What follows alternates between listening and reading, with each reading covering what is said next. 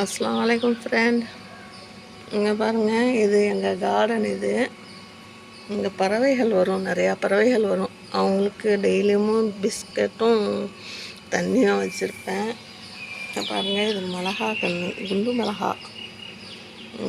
மிளகா செடி. இது ஊசி மிளகா செடி. பாருங்கள் கத்திரிக்காய் செடி எப்படி இருக்குதுன்னு.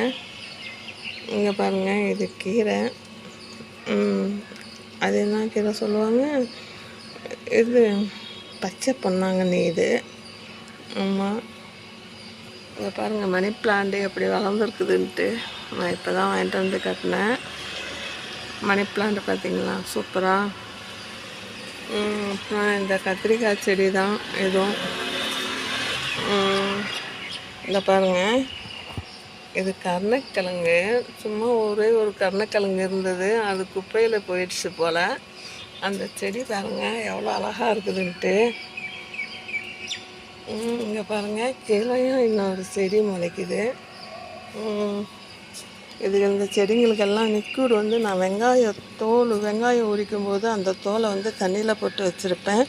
அது மிக்சியில் அடித்து அது டீ வடிகட்டி வச்சுருக்கேன் செடிங்களுக்கு கொடுக்குறதுக்கு. நல்லா சூப்பராக இருக்கும். செடியும் நல்லா மலன்னு வளரும்.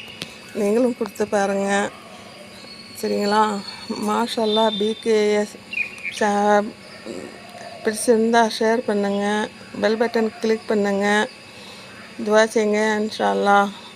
அஸ்ஸலாமு அலைக்கும் வரஹ்மத்துல்லாஹி வபரகாத்துஹு. எல்லா புகழும் இறைவனுக்கு.